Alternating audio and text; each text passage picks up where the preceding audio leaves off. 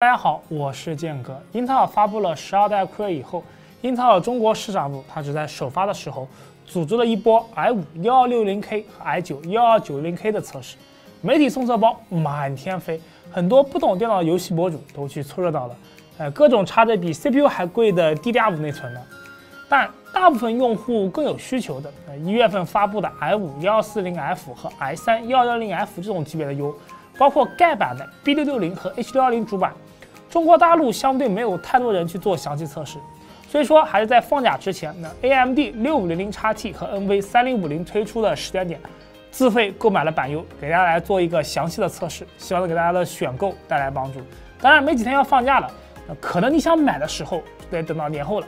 这里也是提前祝大家新年快乐了。今年就不提前录剑哥说了，改为直播，聊些刺激点的话题。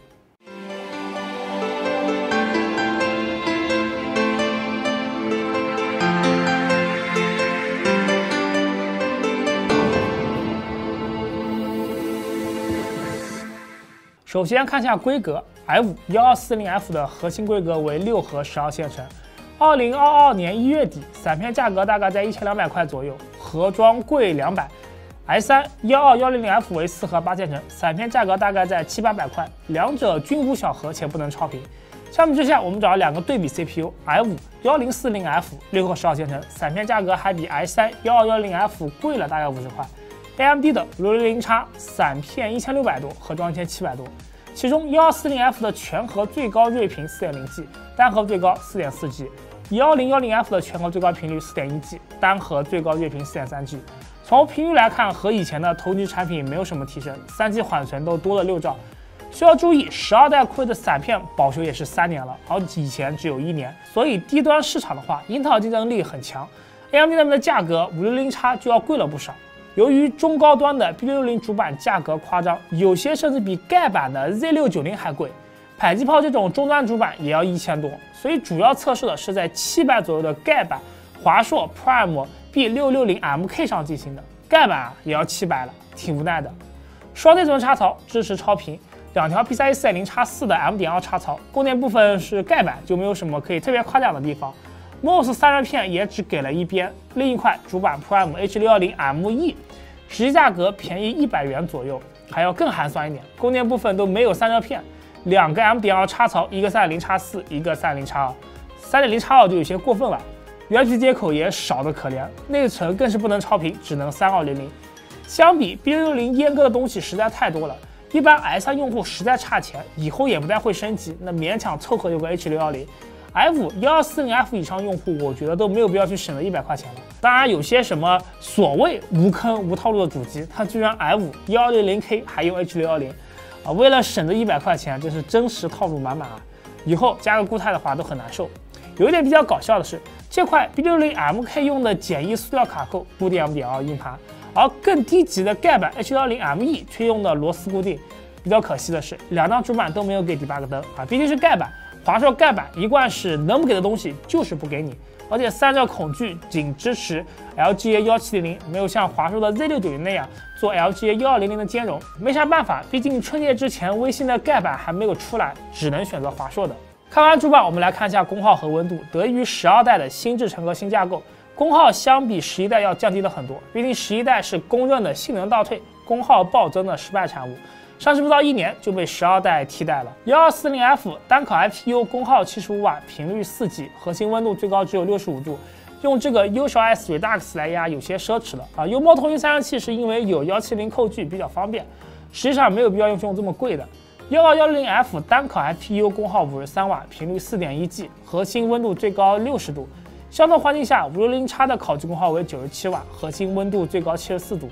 在 B50MK 搭配1240F 烤机的时候，供电部分温度最高接近90度，是有点热。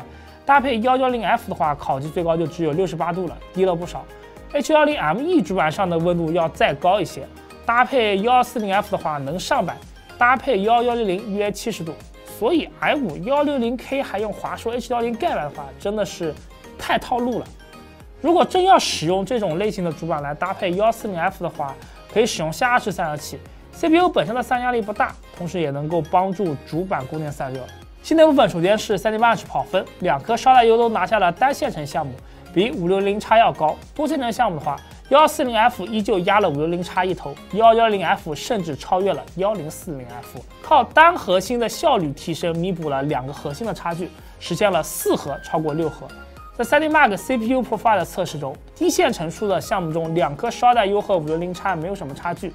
1040F 要明显落后于其他对手。随着线程数的提升，110F 的得分就不再升高了。剩下3颗6核 CPU 中，140F 分数最高，但还是没有和560X拉开特别大的差距。看完理论性能，我们测游戏性能，搭配使用显卡为 RTX 360，因为这个时候3050还没有解禁。一般这个价位能选择的卡也就是3060、360 Ti 左右。再往上3070、3070 Ti 的话 ，CPU 也没必要抠成这样吧。所有游戏第一轮都使用 1080P 分辨率、低画质，内存是2条8G 频率的3600C14，这样能够比较明显看出这几颗 CPU 之间的差距。这个游戏 CSGO， 由于这个游戏的 CPU 占用并不高，140F 运行的时候的频率可以达到 4.2G， 功耗仅30瓦上下，温度50度。560X 这边的功耗就相对高了不少，有70瓦。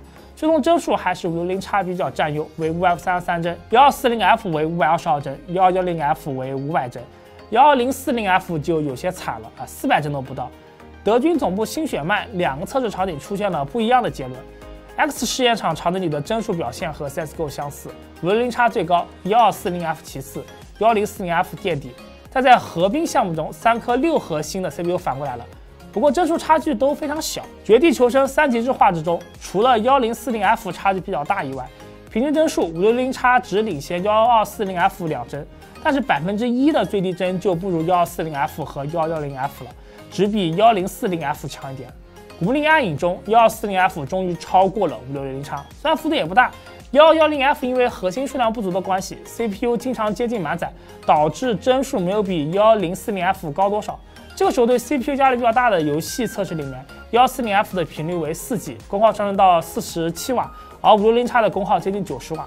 4颗信条英灵链似乎是对 CPU 不怎么敏感，即使是低画质下，4颗 CPU 的平均帧数都非常接近，都在196帧上下，只有1%的最低帧有些区别。出乎意料的是，1040F 的表现比别的 U 要好。最后游戏是看门狗军团，也是对 CPU 要求比较高，低画质下显卡都没有满载。在这个游戏画面里面，140F 赢的比较多，比560X高了13帧，110F 又沦落到了1040F 的水平。整体而言，140F 和560X 的游戏性能相差不大，在不同游戏里面互有胜负，而1010F 在大部分场景下相比1040F 有的不小的提升，即使是对于 CPU 压力比较大游戏里面也能保持略微的领先。在第2轮测试环境里面切成高画质以后比如极限竞速地平线5，帧数基本就没有什么区别了。可见压力都来到了显卡上。看门狗军团，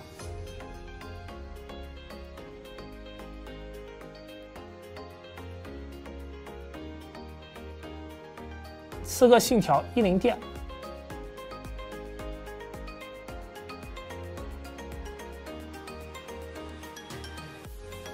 古墓丽影暗影。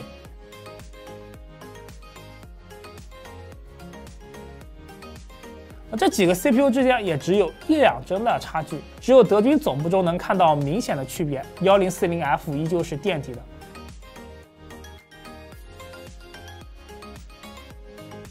如果说你是那种喜欢高画质的看风景的玩家，还是把预算留给显卡上比较好，毕竟单机大作只要不是特别过分的低优加高显，导致 CPU 被占满了，一般来说大部分的瓶颈还是在显卡上。